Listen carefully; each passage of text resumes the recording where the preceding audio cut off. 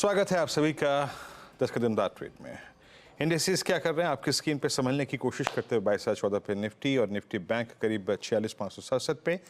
मैं इंडेक्स आपकी स्क्रीन पे रखता हूं और साथ ही साथ इस कार्यक्रम में जो हमारे साथ मेहमान हैं उनका एक बार जिक्र कर देता हूं। यहाँ पे आशीष बहती जी, सचिन हमारे साथ मौजूद हैं, इस वक्त अमित सेठ और रुचित जैन फ्रेश पर्सपेक्टिव लेके जुड़े हैं और ये कार्यक्रम आप मेरे और अनुज के साथ देखेंगे। लेकिन एक सप्ताह अंत पर एक बहुत महत्वपूर्ण चीज़ हुई और वो थे CNBC आवाज़ real estate award south zone को लेकर।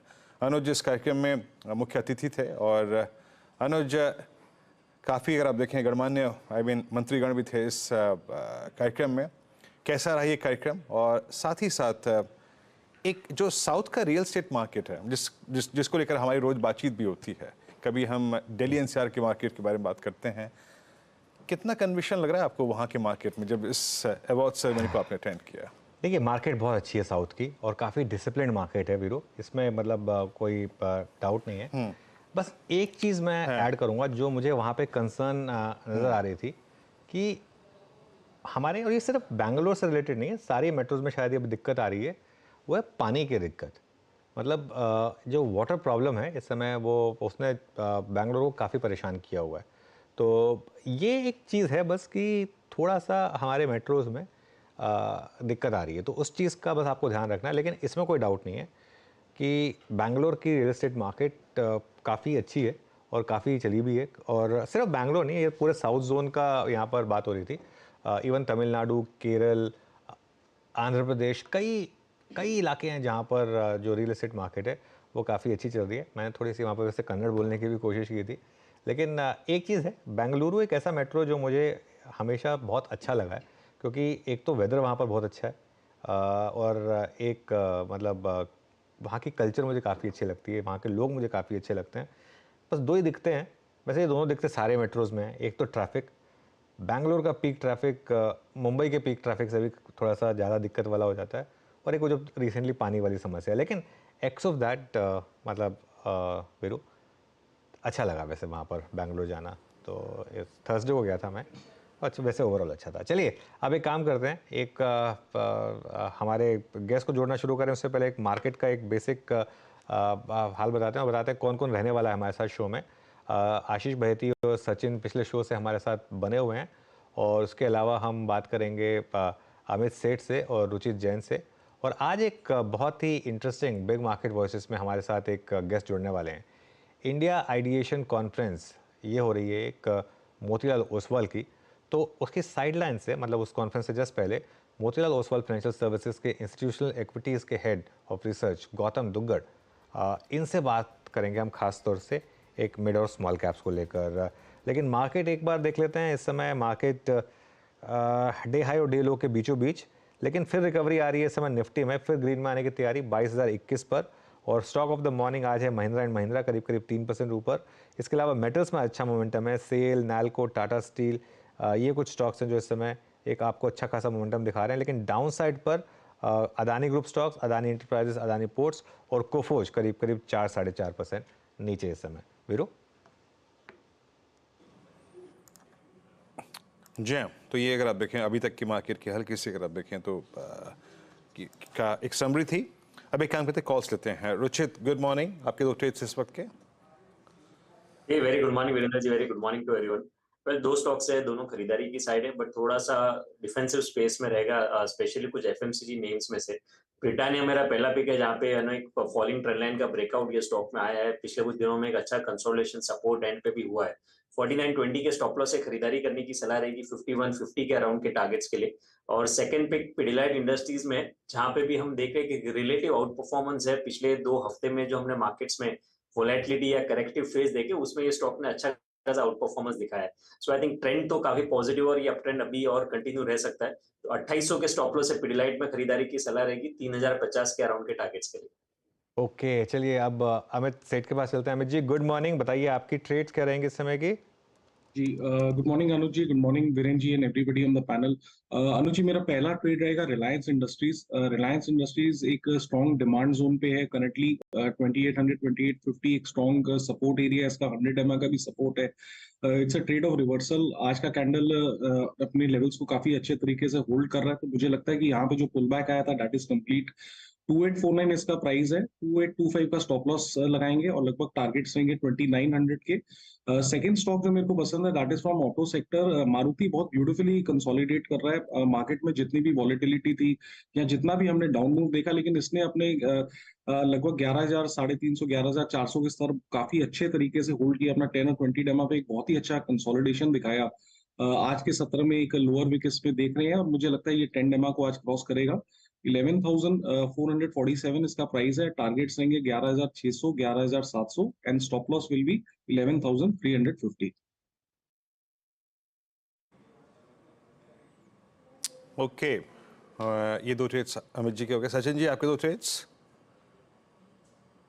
देखिए वीरेंद्र जी, मुझे लग रहा है जब तक 22,120 के ऊपर निफ्टी ट्रेंड नहीं होता तब तक आई थिंक थोड़ा सा प्रेफरेंस सेल ऑन राइज की रणनीति पे ही देना है। एंड जिस तरीके से वोलेटिलिटी है, ज्यादा ट्रेड्स के साथ एक्सपेरिमेंट नहीं करना है। मुझे लग रहा है यहाँ पर जो हमने दो ट्रेड्स डिस्कस किए थे प्रीवियस शो में, एक था एशियन पेंट्स का, मुझे लग रहा है वहां पर अभी भी फ्रेश शॉर्ट्स ऐड करने चाहिए। जिस तरीके से स्ट्रक्चर है, लगभग मुझे लग रहा है 2750 तक की एक स्विंग बन सकती है। तो यहाँ पर फ्रेश शॉर्ट्स प्रेफर होंगे एशियन पेंट्स में। डिस्क्लोजर होगा कि हमने हमारे क्लाइंट्स को भी ये रिकमेंडेशन दी है। And on the higher side stop loss आप लगभग जो एक ओपन आई बनाया था 2870 के आसपास का, तो आई थिंक 2872 के स्टॉप लॉस के साथ ये शॉर्ट्स कंटिन्यू रखें। ट्रेडिंग के लिहाज से इंट्राडे में ही मुझे लग रहा है 2770 2750 के आसपास के स्विंग भी बन सकते हैं। जो सेकंड ट्रेड हमने डिस्कस किया है वो है एसबीआई का सुबह। एंड जिस तरीके से अभी भी डेटा प्लेस्ड है अपने शॉर्ट टर्म एवरेजेस के नीचे ही ये ट्रेंड हो रहा है। फ्यूचर्स में लगभग अभी प्राइस एक्शन अनफोल्ड हो रही है 733 734 के आसपास की। तो जो सुबह हमने एक स्टॉप लॉस दिया था 744 का, वो अभी भी इंटैक्ट है। तो इसी पर्टिकुलर स्टॉप लॉस के साथ फ्रेश शॉर्ट्स ऐड करने की सलाह होगी 710 के टारगेट के लिए। अब आशीष बहरी के पास चलते हैं। आशीष जी, आपकी ट्रेड्स क्या रहेंगी इस समय की? जी अनुज जी, मेरी दोनों शॉर्ट कॉल रहेगी। पहला जो शॉर्ट रहेगा वो अंबुजा सीमेंट पे, हमें लग रहा है यहाँ पे प्रेशर देखने मिल रहा है और पूरे ग्रुप शेयर्स में प्रेशर है। और जिस हिसाब से स्टॉक 20 डेमा के और फ्राइडे को गया था लेकिन आज वापस स्लिप होता हुआ देखने मिल रहा है, हमें लग रहा है यहाँ से और प्रेशर माउंट होता हुआ देखने मिल सकता है। तो 600 का एक स्टॉप लॉस लगाकर इसमें बिकवाली की सलाह है और द टारगेट ऑफ 575 575 के टारगेट के लिए। दूसरा जो स्टॉक हमें खराब लग रहा है वो एमसीएक्स, हमें लग रहा है इसमें भी यहाँ पे गिरावट और देखने मिल सकती है। तो इसमें भी शॉर्टिंग करने की सलाह है। जो स्टॉप लॉस में लगाना है 3300 का कैसे लगाए, मुझे लग रहा है ये 3100 तक के लेवल्स दिखा सकता है। चलिए अब एक काम करते हैं, अब कुछ और बात करते हैं। मिड और स्मॉल कैप्स की काफ़ी चर्चा हो रही है। Motilal Oswal India ideation conference में भी छोटे मझोले शेयरों पर बड़ा मंथन है। कैपिटल गुड्स, रियल्टी, एनबीएफसी जैसे 20 से ज़्यादा सेक्टर्स की 74 कंपनियां इस कॉन्फ्रेंस में शिरकत कर रही हैं। इसी कॉन्फ्रेंस से हमारे साथ जुड़ रहे हैं मोतीलाल ओसवाल के इंस्टीट्यूशनल एक्टिविटीज़ के रिसर्च हेड गौतम दुग्गड़। आइए उनसे समझते हैं कि उन्हें इस समय किस तरह के संकेत मिल रहे हैं। Gautam ji, good morning. 3 महीने पहले अगर आपकी ये कॉन्फ्रेंस हुई होती तो मैं समझ सकता था कि क्या मूड होगा, लेकिन आज जो पिछले 1 महीने में हुआ है उसके बाद क्या मूड बुरी तरह से चेंज हुआ है? पहले इस पर बात कर लेते हैं। अनुज, गुड मॉर्निंग। इनफैक्ट मूड काफ़ी बेहतर है अनुज अभी, क्योंकि काफ़ी प्राइसेस करेक्ट हुए हैं। 3 महीना पहले फीलिंग मिस्ड आउट का था, कि आपने स्टॉक ज़रूर आइडेंटिफाई कर लिया है बट प्राइस और वैल्यूएशंस इतने महंगे थे कि खरीदने के लिए काफ़ी डर लग रहा था। वहाँ से हमने देखा है थोड़ा बहुत करेक्शन अभी आया है। हालांकि अभी भी मिड और स्मॉल कैप इंडेक्स काफ़ी महंगा है। आज भी अगर आप इंडेक्स का वैल्यूएशन देखते हैं तो वाइल निफ्टी 20 के पीई पे ट्रेड कर रहा है, निफ्टी मिड कैप इंडेक्स 27 के पीई पे है और निफ्टी स्मॉल कैप इंडेक्स 23 के पीई पे है। तो अभी भी 30% से लेके 15% के बीच में प्रीमियम पे ये इंडाइसेस ट्रेड हो रहे हैं। ये तो इंडेक्स की बात है, कई सारे इंडिविजुअल स्टॉक तो और भी ज़्यादा एक्सपेंसिव है। लेकिन जैसा कि आपने कहा, पिछले 1 महीने में जो करेक्शन आया है मिड एंड स्मॉल कैप्स में, कई स्टॉक्स 25-30% भी करेक्ट हुए हैं। तो उस वजह से थोड़ा सा एक इन्वेस्टेबल रेंज में कई सारे स्टॉक्स आ रहे हैं। और कॉन्फ्रेंस में जो हमने डिमांड देखी है, हमारे यहाँ अभी 75 कंपनीज हैं आज और कल 2 दिन मिला के, जिसमें करीबन 500 इन्वेस्टर उनसे मिलने वाले हैं। 4000 मीटिंग्स कंबाइंड अगर आप देखें, ये 478 इन्वेस्टर और 75 कंपनीज के बीच में हमने यहाँ पे इसका आयोजन किया है आज और कल। ओके, तो कौन सी प्रोमिनेंट कंपनियां सबसे ज़्यादा किन कंपनीज को लेकर डिमांड आ रही है मीटिंग्स के लिए गौतम, किस स्पेस में? तो अनुज, इस कॉन्फ्रेंस में लगभग सभी सेक्टर की कंपनियां मौजूद हैं। Financials, manufacturing, capital goods, consumption, property, hospital. तो डोमेस्टिक सिक्लिकल्स को जो सेक्टर रिप्रेजेंट करते हैं वहाँ हमने सबसे ज़्यादा इसमें डिमांड देखी है। और फाइनेंशियल्स में काफ़ी ज़्यादा डिमांड है, बिकॉज ये mid cap and small cap conference है। तो मिड एंड स्मॉल कैप जो फाइनेंशियल्स है, चाहे आप नॉन लेंडिंग फाइनेंशियल्स ले लीजिए, एनबीएफसी ले लीजिए, with in NBFC lending, housing finance, फिर आपके कैपिटल मार्केट के कंपनीज हैं, इसी तरह काफ़ी सारे इंडस्ट्रियल नेम्स भी कॉन्फ्रेंस में मौजूद हैं। तो ये जो डोमेस्टिक सिक्लिकल्स को रिप्रेजेंट करते हुए सेक्टर्स हैं, सबसे ज़्यादा डिमांड हमें वही दिख रही है। और यही वो स्पेस है जहाँ पे अर्निंग्स भी लीड किया है। अगर आप देखते हैं पिछले 4 साल में इंडिया का अर्निंग्स, हमारे जो कवरेज में 270 कंपनीज है, 4 साल पहले उनका प्रॉफिट 4,30,000 करोड़ था FY20 में। FY24 में वही कंपनीज 11 लाख करोड़ का प्रॉफिट करने वाली है। तो ये लगभग टोटल 27% कंपाउंडिंग हमने देखा है बिटवीन FY20 एंड 24। और आने वाले 2 सालों में ये 11 लाख करोड़ का प्रॉफिट, हमारा अनुमान है कि FY25 में 12,70,000 करोड़ हो जाएगा और FY26 में ऑलमोस्ट 15 लाख करोड़ हो जाएगा। तो यहाँ से भी अगले 2 साल के लिए जो हमारा एस्टिमेट है, करीबन 17% अर्निंग CAGR का है। और इसको लीड करने वाले सेक्टर्स भी डोमेस्टिक सिक्लिकल्स से ज़्यादातर कंट्रीब्यूशन कर रहे हैं। पर निफ्टी मिड कैप सेलेक्ट लेकर आइए ज़रा, क्योंकि इसकी आज वीकली एक्सपायरी है। मैं अभी 3 मिनट पहले इसको देख रहा था, 3 मिनट पहले 10,440 के करीब था और अभी एकदम से ये एक बड़ी इसमें डिक्लाइन आई और अब ये इंडेक्स डे लो पर आ गया। ध्यान रखिएगा, इसकी वीकली एक्सपायरी आज और एकदम से गिर के देखिए 10,335 पर। तो प्रॉब्लम तो है यहाँ पर ये मिड कैप में। गौतम, ये मिड कैप में जो ओवरऑल अब पिछले 1 हफ्ते में हुआ है, इसको सिर्फ एक करेक्शन माना जाए या फिर एक थोड़ा सा डाउन फेज की शुरुआत मानी जाए? कितनी करेक्शन हो सकती है? क्योंकि हमने जब आप पिछली बार स्टूडियो में आए थे, हमने डिस्कस किया था कि मिड कैप आपने बोला था शायद 40% प्रीमियम पे चल रहा था, स्मॉल कैप शायद 60 या 70% के प्रीमियम पे चल रहा था। आप मुझे करेक्ट कर सकते हैं अगर वो मेरे नंबर्स गलत हैं तो, लेकिन कितनी करेक्शन एक्सपेक्ट करें हम? अनुज, आपके दोनों ही क्वेश्चंस बहुत डिफिकल्ट है कि कितनी करेक्शन होगी और कब तक होगी, ये कहना बहुत डिफिकल्ट है। अभी तक जो आपने डाउन मूव देखा, एक मैं मानूंगा कि काफ़ी सारे बुल मार्केट्स में ऐसे 5-10% के करेक्शंस बहुत नॉर्मल है। अगर आप पुराने साइकिल्स भी निकाल के देखते हैं, 2003 से 8 वाली, या पिछले 5-6 सालों में जो आपने एक बुल मार्केट देखा, ऐसे कई बार 4-5% मार्केट गिरता है। हमारे मार्केट ने स्पेशली पिछले 10-12 साल में अगर आप देखें तो इंडिया ने एक ड्यूरेबल मार्केट करेक्शन नहीं देखा है अभी तक। बीच बीच में फेजेस आई हैं, 2018 में जब IL&FS का करेक्शन था, 2020 में कोविड का करेक्शन था, बट ये सारे करेक्शन बहुत शॉर्ट एंड स्विफ्ट थे। परसेंटेज टर्म में काफ़ी बड़े थे, बट बहुत जल्दी वो करेक्शन खत्म हो गया था और ट्रेंड फिर से अप ट्रेंड में तब्दील हो गया था। मेरा ये मानना है कि जो आज इंडिया के फंडामेंटल्स है, चाहे मैक्रो हो या माइक्रो हो, बहुत ही स्ट्रांग है। आज हम उसको अप्रिशिएट कम कर रहे हैं। अगर आप इसका कंपैरिजन ग्लोबल लेवल पे करें, मोर सो रीजनल लेवल पे, क्योंकि जो फॉरेन मनी इंडिया में आता है, it's always competing with the regional markets. तो रीजनल स्कीम ऑफ थिंग्स में इंडिया का मैक्रो और माइक्रो मेरे हिसाब से आज बेस्ट है। 7.5 से 8% के बीच GDP ग्रोथ की हम बात कर रहे हैं।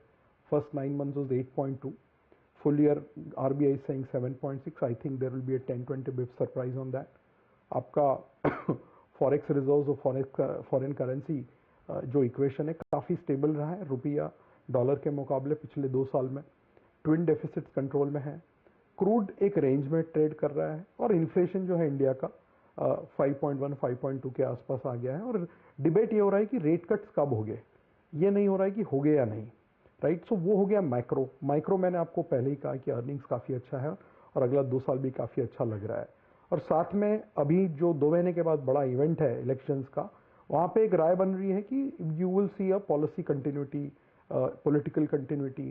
सो उस वजह से जो पॉलिसी मोमेंटम बना हुआ है इंडिया में पिछले 5-10 सालों से, वो कंटिन्यू रहने का प्रोबेबिलिटी बहुत ज़्यादा है। तो इस कॉन्टेक्स्ट में मुझे लगता है कि आपको एक बहुत बड़ा करेक्शन, मेरे नज़र में, I can always go wrong, मेरे नज़र में वो बड़ा करेक्शन होता हुआ नहीं दिख रहा है। तो जो स्टॉक्स आपको आइडेंटिफाई किए हुए थे, जहाँ आपको पोजीशन बनानी थी लॉन्ग टर्म के हिसाब से, अगर वो स्टॉक आपके 20, 30, 40% करेक्ट हो चुके हैं, तो मुझे लगता है कि आप टाइमिंग तो नहीं कर सकते। सो एक सिस्टमैटिक तरीके से आइडेंटिफाइड स्टॉक्स में बाइंग करना is a better and more prudent game rather than trying to find a bottom.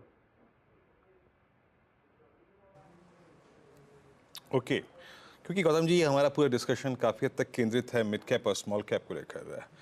पिछले 2 हफ्ते की जो गतिविधियां रहीं और सेबी ने जो सबसे पहले चिंता जताई, उसके बाद एमफी का जो एक्शन था, ये जो 15 मार्च को लास्ट सेशन में स्ट्रेस टेस्ट के आंकड़े आए हैं, उसको देख के आपको फीलिंग क्या लगी? आई मीन क्योंकि एक बड़ा पैसा म्यूचुअल फंड के थ्रू इन स्टॉक्स को चेस कर रहा था, ये स्ट्रेस टेस्ट के आंकड़े क्या बयां करते हैं? आपकी रीडिंग क्या कहती है इसको देखकर?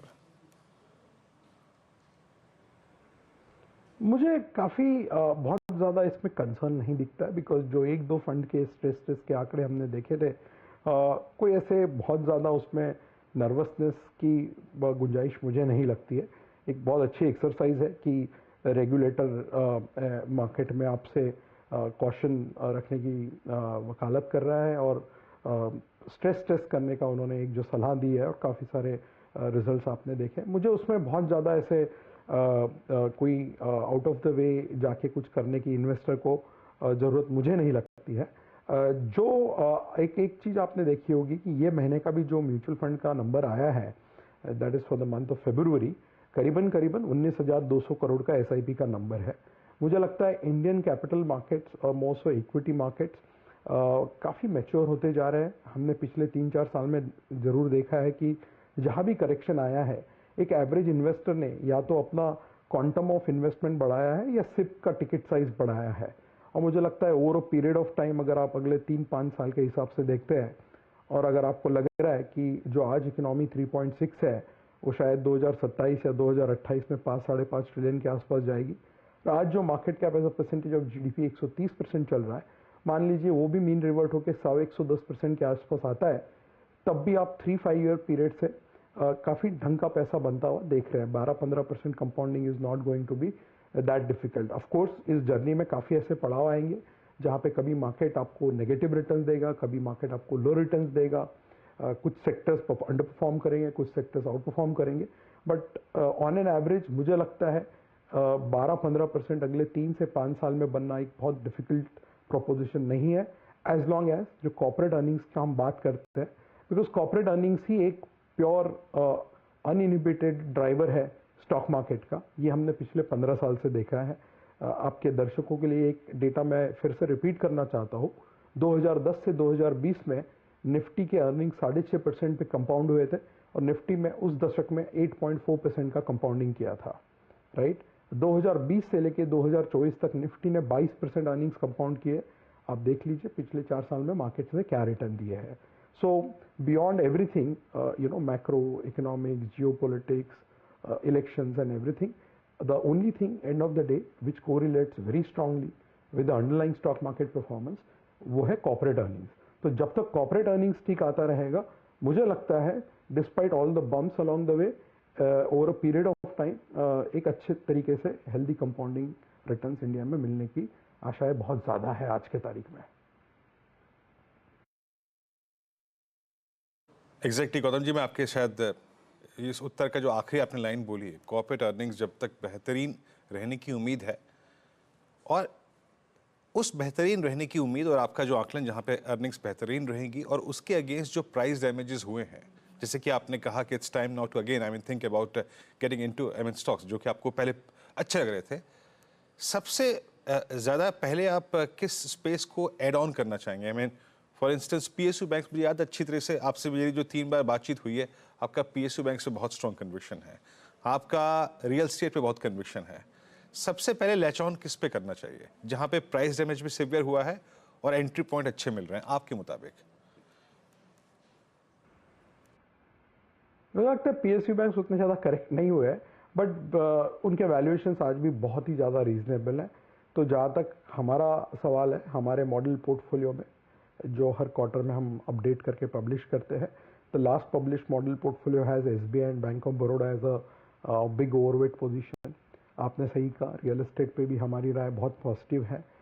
हमारे मॉडल पोर्टफोलियो में आप देखेंगे गोदरेज प्रॉपर्टी, शोभा डेवलपर्स, इस तरह के स्टॉक्स मौजूद है। वहाँ पे थोड़ा करेक्शन हमने देखा है।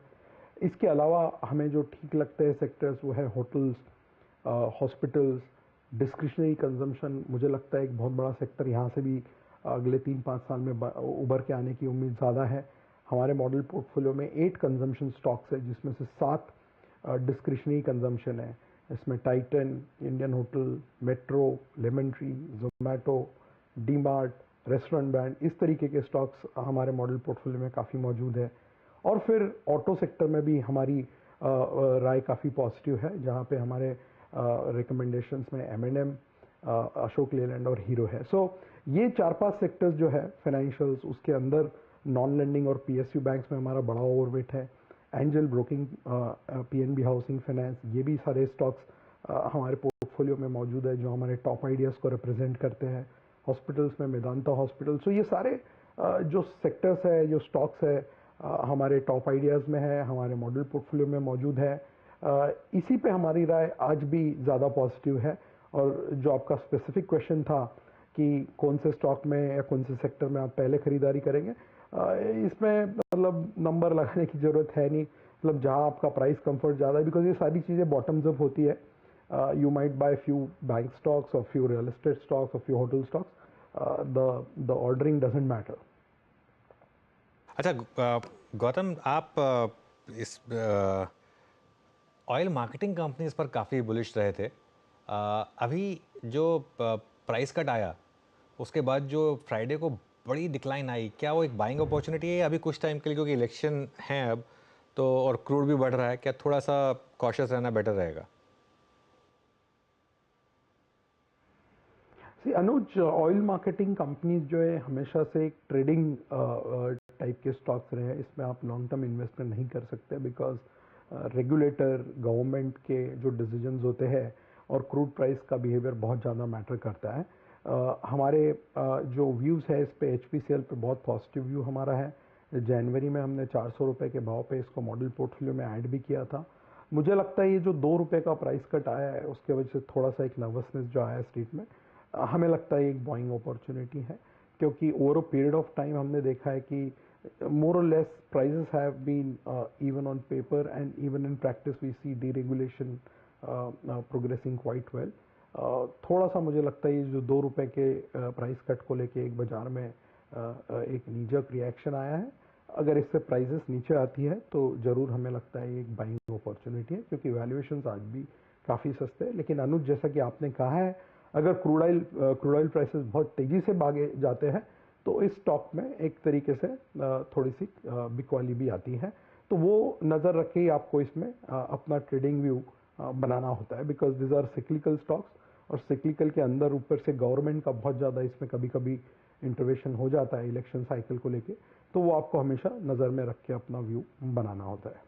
अब मैं आपसे ना, हमने काफ़ी आपकी कॉन्फ्रेंस की बात भी कर ली, दो मुझे लेकिन लार्ज कैप स्टॉक्स पर आपका व्यू चाहिए था। एक तो HDFC बैंक, अब यहाँ पर क्या आप अपने क्लाइंट्स को बोल रहे हैं कि अब इसको लीजिए यहाँ पर इस लेवल पर, और दूसरा ITC जहाँ पर वो बड़ी ब्लॉक डील हुई। गौतम, इन दो स्टॉक्स पर आपका क्या व्यू बन रहा है, हाउस व्यू? सो ITC एक अकेला ऐसा स्टॉक है जो हमारे मॉडल पोर्टफोलियो में पूरे कंज्यूमर स्टेपल कंपनीज में हमारी राय पॉजिटिव है। This is the only consumer staple stock that we hold. Valuations काफ़ी सस्ते हैं, डिविडेंड यील्ड्स काफ़ी अच्छा है, और ये जो थोड़ा सा स्टॉक साइडवेज हो चुका था बजट के पहले, और ये जो बैट का जो ट्रांजैक्शन हुआ है उसको लेके एक हैंगओवर था, मुझे लगता है that is out of the way. और अर्निंग्स ग्रोथ यहाँ से भी अगला 2 साल कम से कम 10 से 12% का कंपाउंडिंग आने की उम्मीद है। उसके सामने वैल्यूएशंस काफ़ी अट्रैक्टिव है, तो रिस्क रिवॉर्ड के एंगल से हमें ITC ठीक लगता है। जहाँ तक HDFC बैंक का सवाल है, हमारा व्यू वहाँ पे थोड़ा सा from a short term point of view हमें ICICI बैंक बेटर लगता है। HDFC बैंक पे हमारा अभी भी अंडरवेट पोजीशन है हमारे मॉडल पोर्टफोलियो में। इनफैक्ट उसके वजह से हमारा पूरा प्राइवेट सेक्टर बैंक्स का वेट भी अंडरवेट हो जाता है। लेकिन हमारे अगर आप पोर्टफोलियो को देखते हैं तो ICICI बैंक एक नंबर 1 चॉइस है अभी हमारा, उसके बाद Axis bank. So within financials the positioning is very clear. सबसे बड़ा ओवरवेट पीएसयू बैंक्स, फिर एनबीएफसी, और प्राइवेट बैंक्स अंडरवेट है largely because of the underweight stance that we are carrying in HDFC bank in our model portfolio. So relative preference हमारा ICICI bank की तरफ ज़्यादा है. वहाँ हमें रिस्क रिवॉर्ड के एंगल से प्लस नियर टर्म परफॉर्मेंस के हिसाब से थोड़ा सा रिटर्न ज़्यादा बनने की उम्मीद दिखती है. Okay Gautam ji, QSR segment में अगर मैं जाऊं, जो प्राइस डैमेजेस हुए हैं लास्ट लगभग 1.5 साल में, और even best stocks like Westlife, वहाँ पर भी प्राइस डैमेजेस हुए थे. लास्ट टाइम तो मैंने खैर अभी प्राइस देखा नहीं, बट इसमें कोई स्टॉक आप लोगों की कन्विशन लिस्ट में अपीयर हुआ है क्या? सो क्यूएसआर में डिमांड थोड़ा सा स्लो है पिछले करीबन 2 साल से, और एक फंडामेंटल चेंज हुआ है इस सेक्टर में post the arrival of this delivery apps. अगर आप देखते हैं 4-5 साल पहले इतना सारा चॉइसेस कस्टमर के पास उपलब्ध नहीं था. आज अगर आप कस्टमर का बिहेवियर पैटर्न देखते हैं तो जब वो ऑर्डरिंग करता है एक फूड डिलीवरी ऐप से, तो कई सारे चॉइसेस मौजूद है within pizza category as well as outside of pizza category. तो इसका थोड़ा सा इम्पैक्ट हमें क्यूएसआर सेगमेंट में दिखा है. दूसरा, the underlying core demand itself काफ़ी स्लो रहा है. आपने देखा होगा थर्ड क्वार्टर के जो नतीजे आए, थर्ड क्वार्टर एक फेस्टिवल सीजन वाला क्वार्टर था और वर्ल्ड कप भी उसमें शामिल था. इसके बावजूद सेम स्टॉक ग्रोथ बहुत ही म्यूटेड आपको सेक्टर में दिखा है. तो उस सेक्टर में हमारी राय यह है कि रिलेटिवली हमारा प्रेफरेंस जोमेटो की तरफ ज़्यादा है, जो हमारे मॉडल पोर्टफोलियो में भी मौजूद है, और वहाँ हमें बेटर अपसाइड नज़र आती है बिकॉज क्विक कॉमर्स एक फास्ट ग्रोइंग सेगमेंट के रूप में उभर के आया है पिछले कुछ महीनों से, और हमें लगता है कि month on month, quarter on quarter जो परफॉर्मेंस है इस कंपनी का काफ़ी इम्प्रूव ऑलरेडी हो चुका है पिछले 3 क्वार्टर में, और आगे भी इम्प्रूव होने की हमारी उम्मीद है. इसलिए इन द क्यूएसआर बास्केट हमारा प्रेफरेंस जोमेटो की तरफ ज़्यादा है compare to the core QSR companies. Alright Gautam, बहुत बहुत शुक्रिया हमारे साथ जुड़ने के लिए, और आपको फिर से इस कॉन्फ्रेंस के लिए ऑल द बेस्ट. चलिए अब इस शो को यहीं समेटेंगे. मार्केट इस समय फ्लैट है लेकिन वॉलेटिलिटी बहुत है. 4 स्विंग्स ऑलरेडी निफ्टी सुबह से लेकर अब तक दिखा चुका है. अप स्विंग, डाउन स्विंग, फिर एक और मिनी अप स्विंग, और अब एक डाउन स्विंग के बाद एक इन पर 5वीं स्विंग इस समय चल रही है. और मिड कैप में तो सेलिंग प्रेशर ज़बरदस्त बनाई हुआ है. नीरज जी आ गए हैं ट्रेडर्स हॉटलाइन लेकर. Neeraj ji, good morning, over to you. Good morning Anuj. और मिड कैप में कोई राहत रियायत नहीं है, और मिड कैप सेगमेंट में ना बहुत सारे स्टॉक ऐसे हैं जो लगातार गिरते जा रहे हैं. बिल्कुल. स्मॉल कैप में भी खास तौर से कुछ बहुत अच्छी क्वालिटी के मिड कैप जहाँ पे लिक्विडिटी कम थी, फंड के ज़्यादा फ्लोज थे, वहाँ भी बिकवाली हो रही है. धीरे धीरे हल्के होते हुए दिख रहे हैं वहाँ पे. खैर चलिए, इसी बीच में फिर देखते हैं कैसे आपके सवाल आते हैं और उसको एड्रेस करने की कोशिश करेंगे. ज़्यादा से ज़्यादा सवाल लेंगे, लेकिन सबसे पहले हेडलाइंस लेते हैं.